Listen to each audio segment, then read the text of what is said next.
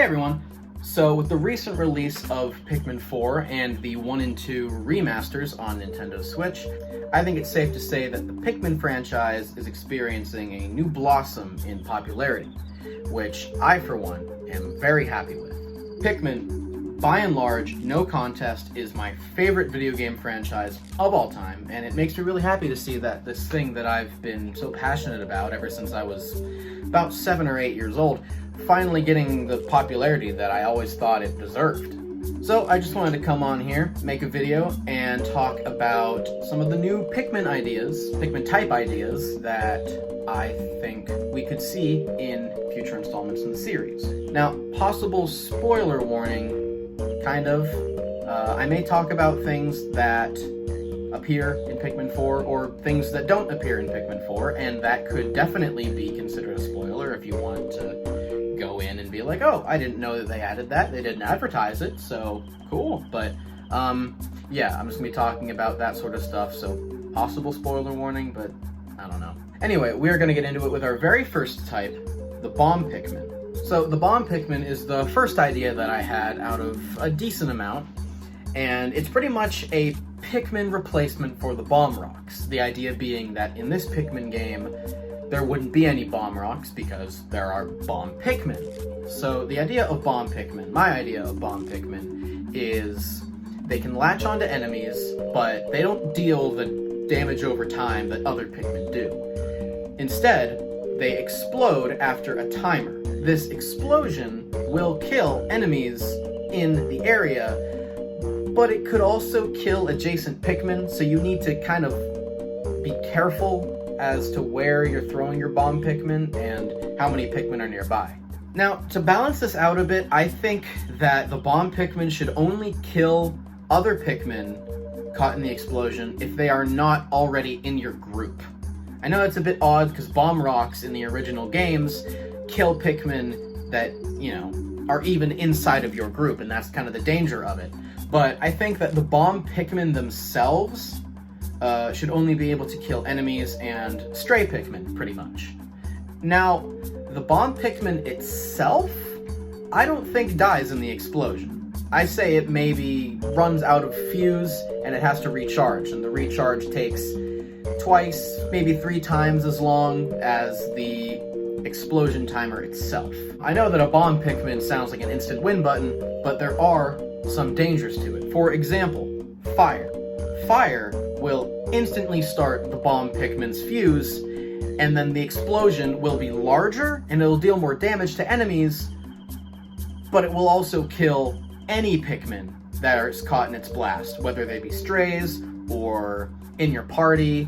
Any Pikmin caught in the blast will die in the explosion, including other Bomb Pikmin. But these Bomb Pikmin don't simply die, they also explode, causing a chain of explosions which, well, one Bomb Pikmin being caught on fire is really going to ruin your day. And I'm thinking also to balance this out, Bomb Pikmin would be initially obtained from candy pop buds, but towards the later end of the game, you would eventually find their onion.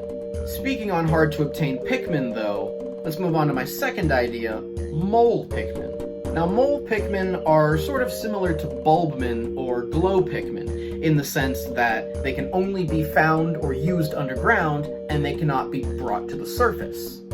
They're also only obtained via what I would like to call withered candy pop buds. I would imagine that they're sort of like regular candy pop buds, but, you know, droopy, brown leaves, you get the idea. And they mature via spoiled nectar, which is probably only found in or around the caves where Mole Pikmin can be bloomed. On the topic of blooming though, Mole Pikmin don't have flowers. They actually have bioluminescent mushrooms on their heads, which the bioluminescence comes from the spoiled nectar that they drink, which offers visibility in caves. That's not the only ability Mole Pikmin have. Their primary ability comes from their long claw-like hands.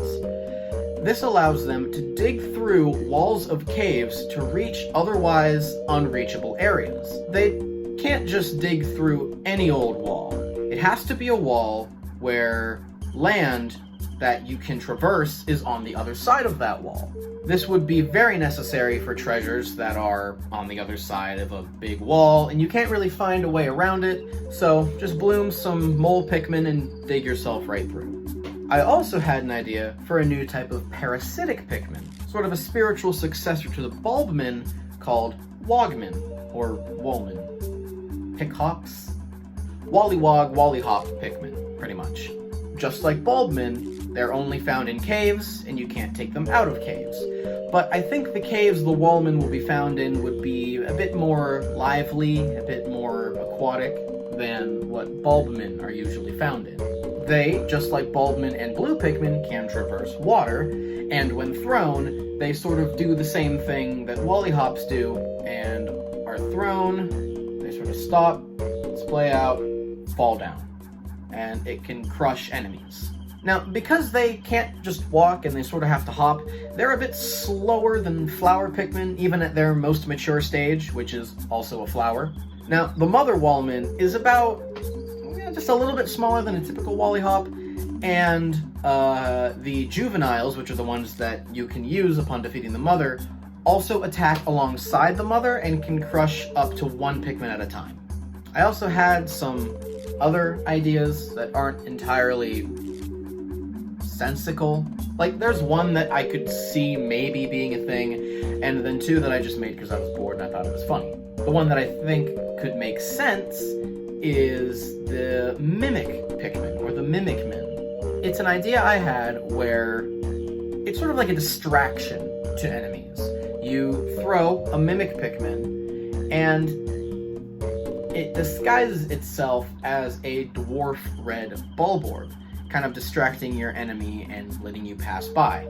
The enemy won't try to eat the creature because, have you ever seen like a burrowing snagret or a blowhog try to attack a dwarf Bulborb? I haven't. And while it could be useful, I think it'd probably be better just to have your Pikmin attack that monster, and there wouldn't really be a need for much of a Mimic Pikmin or a distraction in that sense.